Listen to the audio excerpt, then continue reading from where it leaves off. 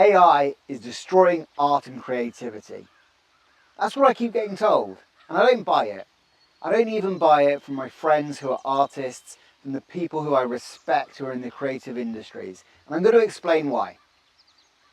Right now, AI is reducing the cost of doing down towards zero. And that is, of course, having an impact on the creative industries. We're seeing the headlines of agencies cutting lots of jobs, and we're seeing the stories of friends in the creative industries that are facing work situations that are really hard. And I'm not denying any of that. I'm going to go through, first of all, one, the economics of why those job losses might be happening that's just not about AI. And secondly, about why actually creativity in art is going to increase in value, not decrease, because of AI. And then I'm going to ask you to make a choice to be an AI optimist with me.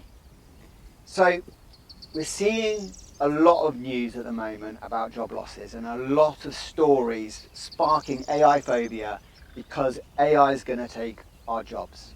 It's not. And in this case in particular, large agencies are the sorts of large organisations that have been collecting people together to do, in this case, creative work, as a way of creating value and storing value. And AI is changing the economics of that model. But at the same time, other things are happening, like the geopolitical situations and the debt cycles and the financial markets. And because these are large organisations, they're being impacted by all of those things and the uncertainty in the world as well. And so there is no direct correlation between what we're seeing happening in that jobs market and AI. It's correlation versus causation, and it's a key thing that we need to think about when going through this. Instead, what I see happening is art and creativity is going to become more important, and it's for two reasons. As the cost of doing drops down towards zero, what's going to happen? We're going to get flooded with what people are calling AI slop. And people are going to say, oh, there's too much AI slop. But actually what's happening is that we're getting a democratization of reasonable quality design across all domains. It's easy to get a website banged out in a tool now that looks pretty good. Compared to some of the designs I've seen previously, it's world class. But actually, it's very, very average. And all of these tools are going to be creating designs that are good. And what is good? Well, we know that it's not great. So there's going to be a lot of it, and the market is going to get saturated. What's that going to mean? It's going to mean that you need to stand out. And to stand out, what are you going to have to do? Be more creative, be more innovative, be more unique. And that's where creatives are going to become more valuable. Anyone who wants to stand out is going to have to work with creatives that are harnessing their unique human creativity at their core to produce work that's actually better, that's actually more human and more brilliant at standing out. And that is going to become more economically valuable.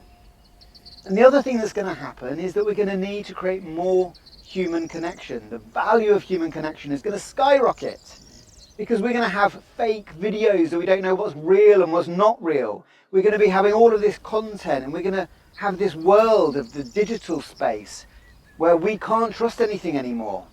You know, it's the culmination of this post-trust world. But what does that mean? It means that we're going to value human connection more. So we're going to need creatives to help us bring that human connection together, to tell our stories. You know, storytelling is really what I see the creative industries doing. And it is the oldest humanist activity I can imagine, sitting around a campfire. It's how we used to learn, it's how we used to share, it's how we used to create our shared experience of the world. And that's still true, that's not going away. It's going to become more and more important. And because of that, we have this space for creatives to do more meaningful work, more of it, and have to get to being more creative, closer to art than to commercial work, because the commercial work isn't going to provide any value. We're going to have to be artists. Actually, that's exciting, isn't it?